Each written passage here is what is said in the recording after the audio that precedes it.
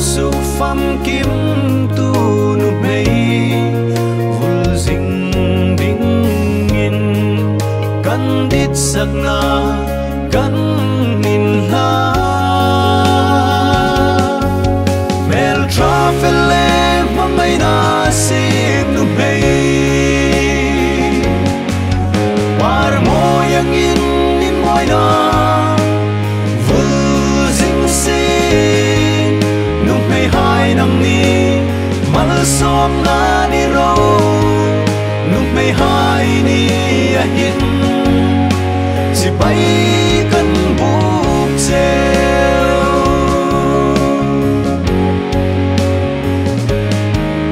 in nungchang le i taksa khazingla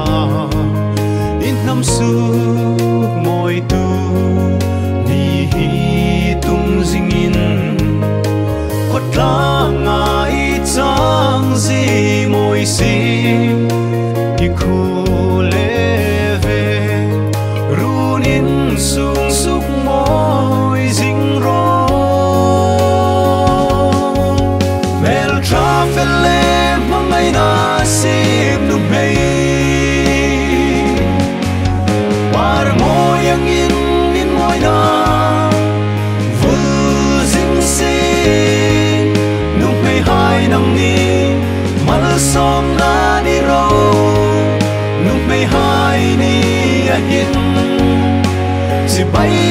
kan buk cheu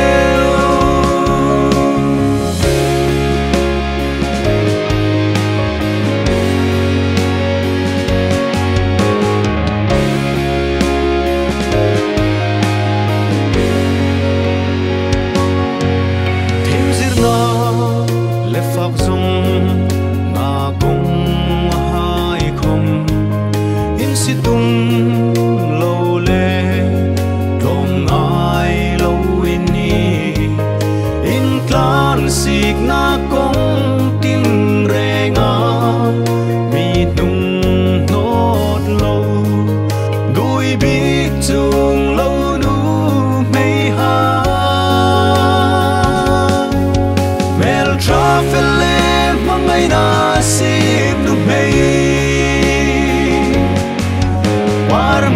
angin moina Vulzing sien Nuhmei hai nangni malsawmna